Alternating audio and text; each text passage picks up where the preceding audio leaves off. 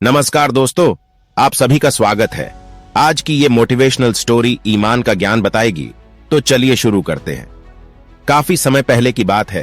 प्रतापगढ़ नाम का एक राज्य था। वहां का राजा बहुत अच्छा था, मगर राजा को एक सुख नहीं था।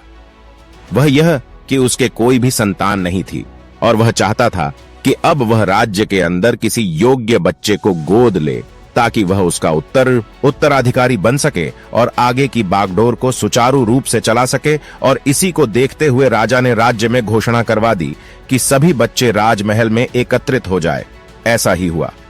राजा ने सभी बच्चों को पौधे लगाने के लिए भिन्न भिन्न प्रकार के बीज दिए और कहा कि अब हम 6 महीने बाद मिलेंगे और देखेंगे कि किसका पौधा सबसे अच्छा होगा। महीना बीत जाने के बाद भी एक बच्चा ऐसा था जिसके गमले में वह बीज अभी तक नहीं फूटा था, लेकिन वह रोज उसकी देखभाल करता था और रोज पौधे को पानी देता था। देखते ही देखते 3 महीने बीत गए। बच्चा परेशान हो गया। तभी उसकी मां ने कहा कि बेटा धैर्य रखो, कुछ बीजों को फलने में ज्यादा वक्त लगता है। और वह पौधे को सींचता रहा। 6 महीने हो गए। राजा के पास जाने का समय आ चुका था, लेकिन वह डर हुआ था कि सभी बच्चों के गमलों में तो पौधे होंगे और उसका गमला खाली होगा। लेकिन वह बच्चा ईमानदार था और सारे बच्चे राजमहल में आ चुके थे। कुछ बच्चे जोश से भरे हुए थे क्योंकि उनके अंदर राज्य का उत्तराधिकारी बनने की प्रबल लालसा थी। अब राजा ने आदेश दिया। सभी बच्चे अपने अपने गमले दिखाने लगे, मगर एक बच्चा सहमा हुआ था क्योंकि उसका गमला खाली था। तभी राजा की नजर उस गमले पर गई। उसने पूछा, तुम्हारा गमला तो खाली है? तो उसने कहा, लेकिन मैंने इस गमले की 6 महीने तक देखभाल की है। राजा उसकी ईमानदारी से खुश था कि उसका गमला खाली है, फिर भी वह हिम्मत करके यहां आ तो गया।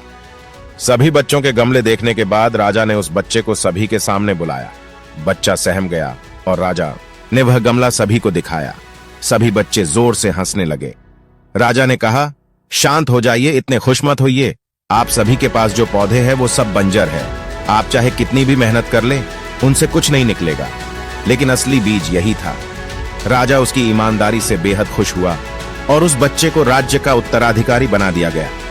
लेकिन हमें इस कहानी से क्या सीखने को मिला? मेरे हिसाब से अपने अंदर ईमानदारी का होना बहुत जरूरी है। अगर हम खुद के साथ ईमानदार हैं तो जीवन के किसी न किसी पीढ़ी ढाव में सफल हो ही जाएंगे, क्योंकि हमारी औकात हमें ही पता होती है। हम खुद को पागल बनाकर खुद का ही नुकसान करते हैं।